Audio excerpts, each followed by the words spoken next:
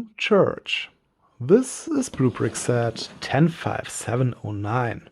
It was released in August 2023 for about 60 euros. This construction block set consists of 1578 pieces. The bricks in the set are compatible to bricks by other construction blocks companies like Lego, Mega, Kobe, and so on. This is a BlueBrixx special set. So, like it's the case with all special sets, this set also comes without printed building instructions. You have to download them as a PDF file from the BlueBrixx service. Another thing about special sets, or at least for most special sets, is that they come without pre-sorted bricks. There are no numbered bags which contain the bricks. You have to sort the bricks before the building process by yourself. At least this is what I recommend. When you don't sort all the bricks before you start with the build, you will have to search for an individual brick at each building step, and this just takes a lot of time. It also takes a lot of time to sort all the bricks before the build, but it makes everything way more smoother during the building process. Alright, and then let's have a look what's inside this box. Inside the box we find these two 16 by 16 plates and a lot of bags. Some bags only contain bricks by one type, so there isn't much to sort, but most of the bags contain this mixture of different bricks. I will open now every bag and sort all the bricks by type. This will take some time, but as I explained before, this is time well spent. It will make things much easier during the building process. After I have sorted all the bricks, I will start with step 1. Well then, let's have fun with building the Ulm Minster, the tallest church in the world. By the way, I have no idea why BlueBrixx called the set Ulm Church in English.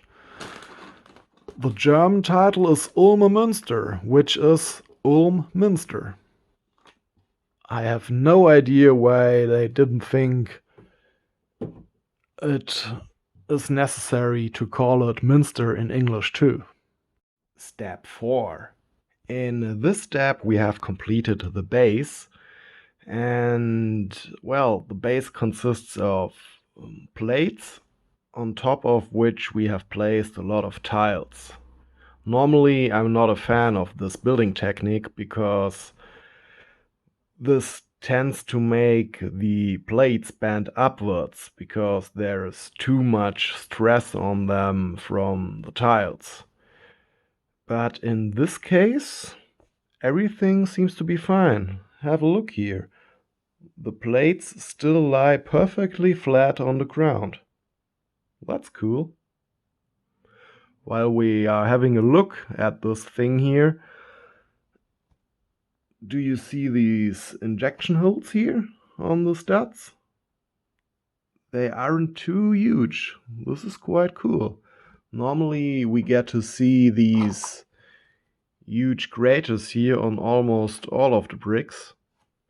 But at least these black plates here got quite nice injection points.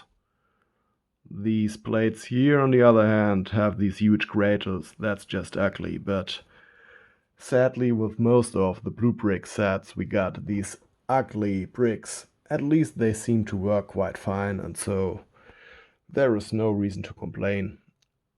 I doubt that there will be a lot of visible studs with injection holes once the build is completed. Step 40. We are building the apse right now. And of course the apse has to look very detailed and filigree. And to do this, we build the apse with the help of a lot of small plates. For example, we have created now this little segment here, and it is attached to the rest of our build by a self-made hinge. So you can see we got these clips here, and with the help of oops, oh no, yeah, I will look for that later. With the help of these little plates with this handlebar, we have created a hinge. The thing now is that this whole thing here isn't really completely sturdy. You see, it's a bit wobbly. It isn't the most stable construction. And when it's only interlocked with the hinge, this doesn't help the sturdiness of the whole thing either. You can see here, we have done this also on this side. It holds in place, but you shouldn't touch it. And I don't know why the designer has done it this way.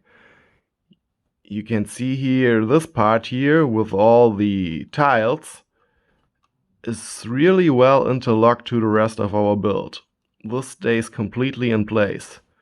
Why did he use tiles here? If there were plates, we could simply interlock this segment here and the whole thing would be absolutely sturdy. Step 41. Okay, I'm stupid. Now I know why the designer didn't use tiles. He doesn't want us to place these segments flat to the wall behind them. He wants us to put them in a slight angle, and so, of course, they can't be interlocked. This way it looks much more like an apse than the way before. I simply should have looked correctly on the instructions. Step 49. In this step I am going to show you a building technique which I have shown you in many videos before. It appears in many BlueBrixx sets. I think most famous for this technique is Kobe. Well, we get this little segment here, and on the back side of the segment we got these plates here with, yeah, of course, negative stats. And what we want to do now is to invert the building direction. So you can see here we got a negative stat, and normally we would interlock this plate here with the stat interlocked in the negative stat. But we want to place the plate in such a way that the stat is facing us. And to do this we have to invert the building direction. We can do this with these two black ironing baits, or these single stats.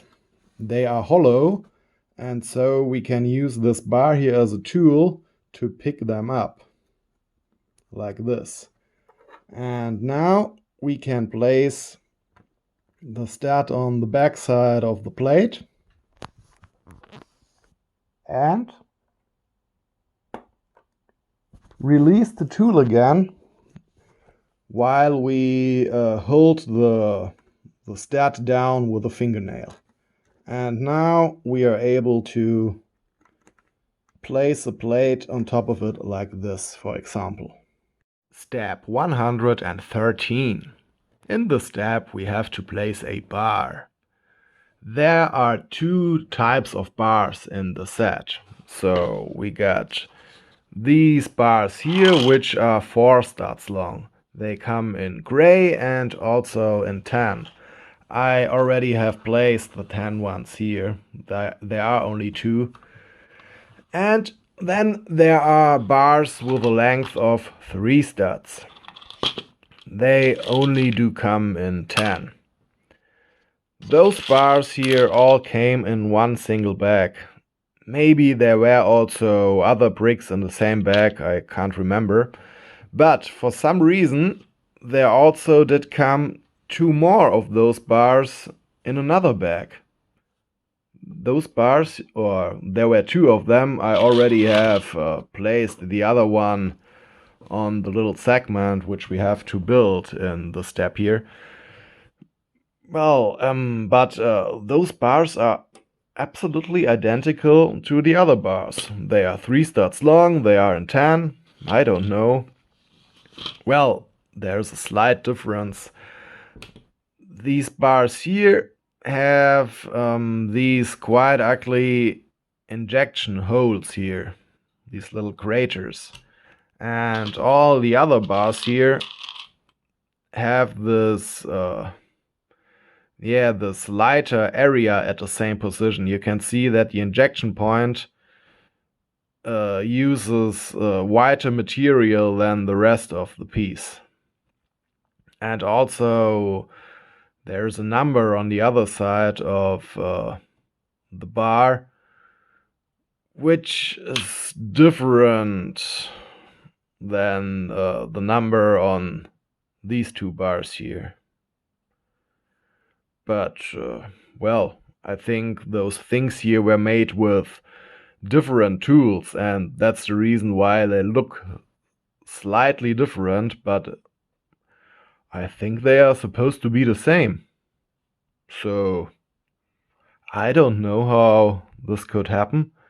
Maybe during the packaging process they noticed that they haven't included enough of those bars in the set, and so they simply put 2 more of those bars in a bag they were collecting the bricks for later, in a later step of the whole process. I don't know. Well, another thing about the bars is that when we have a look at the building instructions, we can't immediately see how long the bars are which we have to use. It's not hard to find out. There are only two types of bars included in the set, so we simply could try it out. But it's always a bit more comfort when we simply can see it here.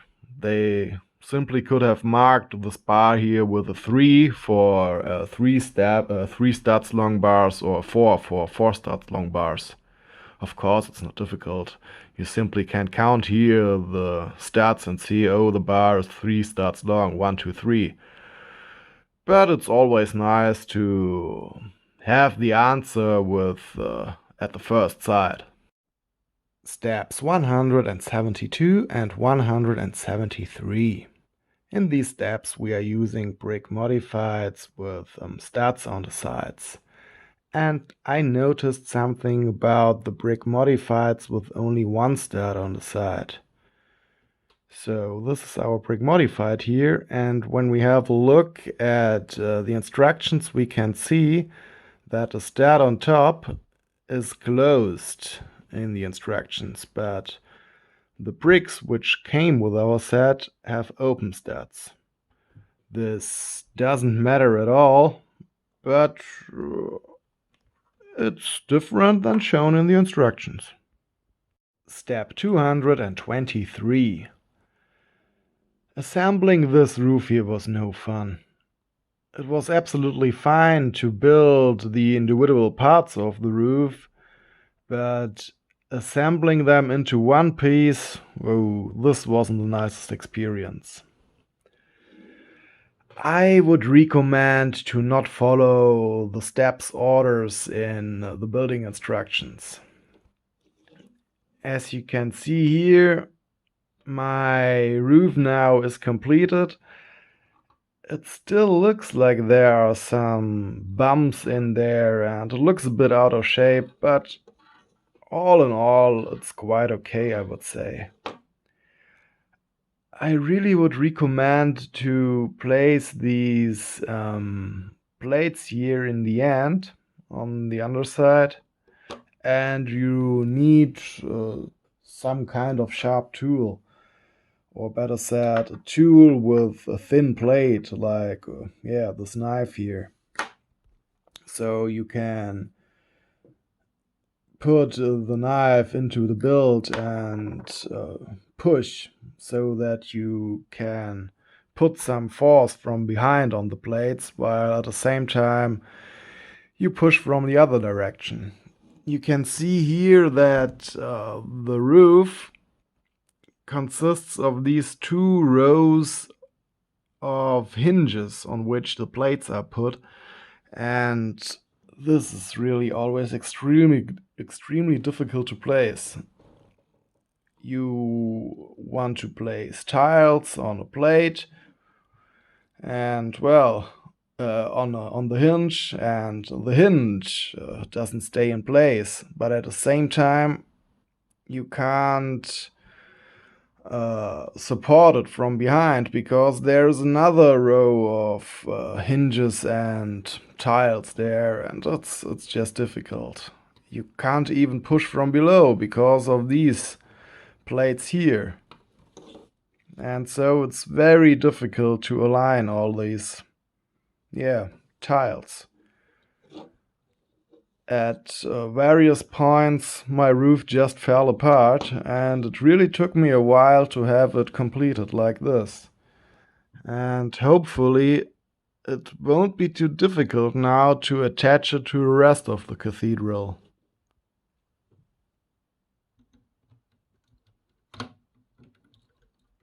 You can see here there are studs to which the roof will be interlocked, and I'm really afraid to push too hard on top of it and that the whole thing will fall apart again. These tiles here are very sensitive, so don't push here.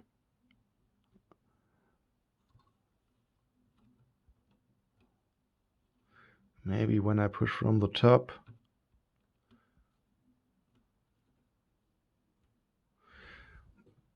Okay, I think everything is in place now. You can see here, there it doesn't align perfectly any longer. Can I push it a bit without destroying it? I always hate to build roofs, but roofs with hinges are always the most difficult one to build. Okay, I think I can leave it now like it is. It isn't perfect, but it doesn't look too crappy either. Step 228. There isn't going on much interesting in the step here, but I just want to talk about the bricks used in the set again for a moment. There is a surprisingly high amount of bricks with quite acceptable injection holes, I would say. So have a look at this brick here. There on the stud, the injection hole is absolutely fine, or on these bricks here, or on that plate. Or have a look at these gray plates here. They will be visible once the build is complete, and the injection points are totally fine. Of course, they could be better, but we have seen way worse. This is absolutely okay. There are still pieces with these ugly injection craters, but normally with BlueBrixx special sets, when they don't use GoBrixx, most of the parts look like this. And I think in this set here, it's only maybe 50%. That's still a lot, sure. But it's really cool to see that BlueBrixx seems to get better with acquiring nice pieces. You can see here often there are pieces from the same category or identical pieces which seem to have been created with different tools. So here we get this quite okay injection point, and this plate over here has this ugly injection hole. It's the same piece, but produced by two different tools. Maybe they are even by different companies, I don't know. But the amount of the nicer plates and bricks is surprisingly high. That's cool. Step 264. The build is almost complete. The only thing left is the spire, which we are building right now. And for a spire, we need 4 of these segments here. I think I have assembled the segment correctly. Have a look here. We need 1, 2, 3, 1, 2, 3 of those 1 by 1 round plates with hole in them. And well, 4 times 3 is 12. That means we need 12 of those round plates in total. This little box here says we need 15 of those plates. Okay, 15 minus 12 is 3, so we got 3 of those plates left. Let's have a look here at the instructions at this picture. Maybe we can see where we have to place the others. Okay. Here is what we have built. Here's our little segment, and it looks a bit different than over here. These 1, 2, 3 is identical, 1, 2, 3 of the plates, but here is 4th plate, and it isn't shown here. Okay, then I have to disassemble the thing again and add the 4th of those plates. But then it's still strange why not all 4 of those things have the 4th plate and only 3 do. I mean, normally you would assume that the whole thing is symmetrical, and so every of these segments needs a 4th plate, which would make 16 in total. I think I'm just gonna add the 4th plate, and then everything is symmetrical. Maybe this is an error, I don't know. Step 265. This is practically the final step of the set. It exists one further step, but there isn't anything to do. This set really managed to hide its biggest flaw until the end. At least that is what I feared. You can see in the final step we have to connect the upper part of the main tower with its lower part. And at first this really didn't work at all.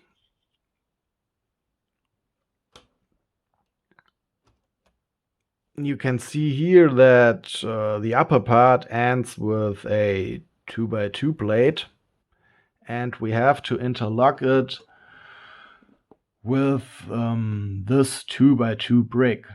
The problem now was that these columns here interfered with the columns of the upper part of the tower. And yeah, these columns were, I would say, about half a plate or something like that too low. I had to bend them away a bit like this, and then it was no problem at all to interlock them with the brick. But as soon as I put them back in place, the whole upper part popped off again. My solution now was quite simple, but I only found it by accident. What I did was that I took out this 2x2 brick here, or better said, several 2x2 bricks, because inside this part of the tower there are just several 2x2 bricks interlocked to each other, on top of each other, and so I just took them out to have some sort of anchor. I attached them down here to that plate, and then I simply stuck everything back here in place without interlocking it. So the whole thing wasn't then this wobbly, but still, of course, it didn't stay in place. for some reason I put off again this upper part here and pushed the 2x2 bricks now back in place in the tower, and it was some miracle, I would say. Now everything seemed to work. I don't know if maybe the 2x2 bricks aren't interlocked properly with the lower part of the inner construction of the tower, but they are at least interlocked enough to stay in place, and now we had no problem with interlocking the upper part of the tower with the lower part. Everything is absolutely sturdy. That's crazy. But now let's have a look at the rest of the model. I think it looks quite accurate for a building blocks set. The important parts of the minster can all be found in this model. The towers, the aisles, the nave, and so on. By the way, this church is called a minster and not a cathedral because the Free Imperial City of Ulm never had been home to the see of a bishop. The people of Ulm financed the construction of the minster, not a bishop. Construction works for the minster began in the 14th century, and they went on till the Reformation in the 16th century. Unlike, for example, the Cathedral of Cologne, the Ulm Minster was almost completed in the Middle Ages. The main tower already was about 100 meters high. In our model, this should be about this position here, I would say. Or no, this position here, this position. And I think the scale isn't completely correct here. This segment of the tower should be a bit taller. This part here should be a bit more above the roof, like here, I would say. So maybe one brick more or something like that. Other parts that were still missing besides the upper part of the tower, of the main tower, were the upper parts of the two smaller towers. And also all the flying buttresses here. All of this got completed in the 19th century when they finally continued the construction works. Just like they did with the Cologne Cathedral and so many other churches in Europe. The main tower reached now a height of 161.5 meters. That's 10 meters more than they had planned in the Middle Ages.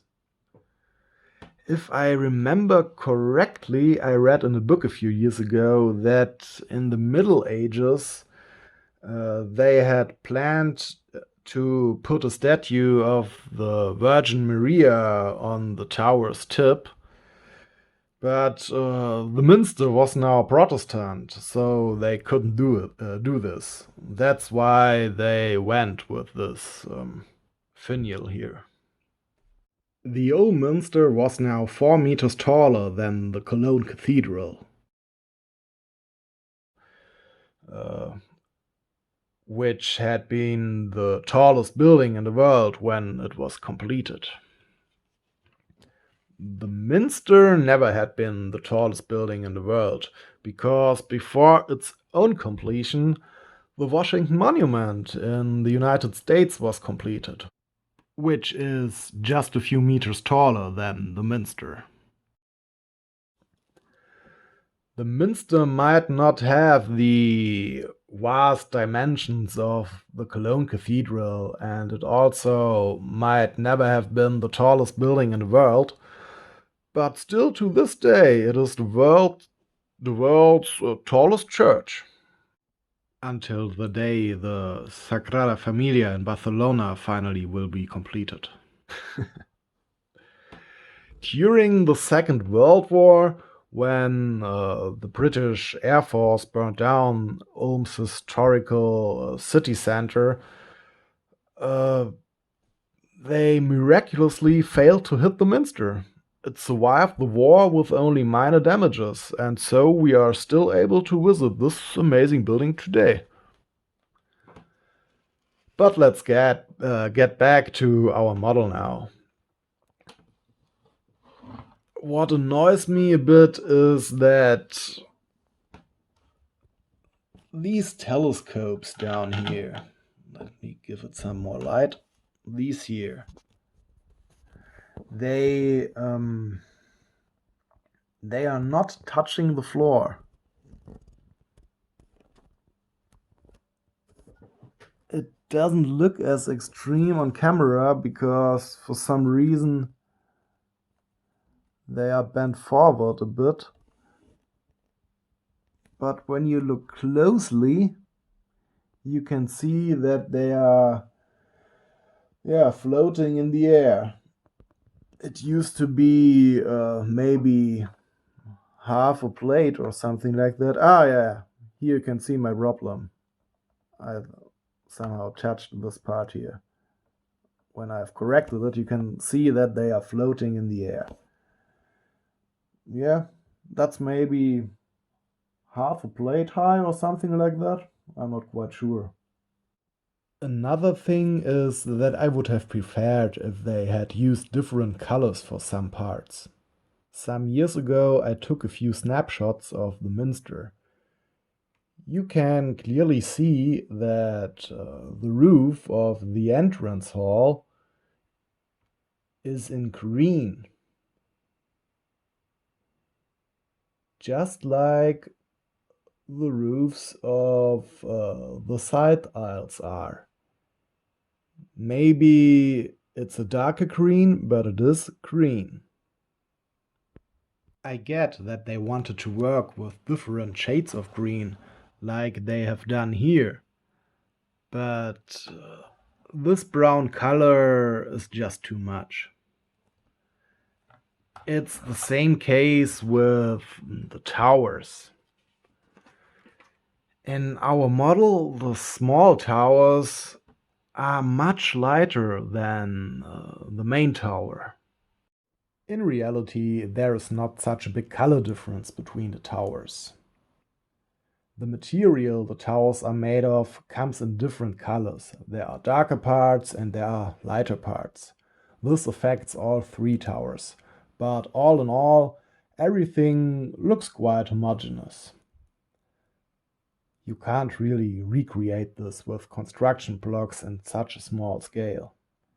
There might be lighting conditions in which the small towers look lighter than the main tower, but I would have simplified things and given all the towers in our model the same color. Building the set wasn't complicated in the most parts, but the building experience was sometimes a bit boring. But that's just normal with this type of sets. Putting together facades of huge buildings can become quite repetitive. All this gothic stuff is a bit filigree and you have to place it carefully, but the inner construction of the building is absolutely sturdy. To sum things up, I can only say that this is a nice set. It would have been a huge bummer if I wouldn't have been able to connect the top of the main tower with the rest of the construction. But in the end, everything turned out to be quite fine. Maybe It would have suited the set well if there were more structures on this gray square to give the set a bit more color. But I think that's just a minor complaint.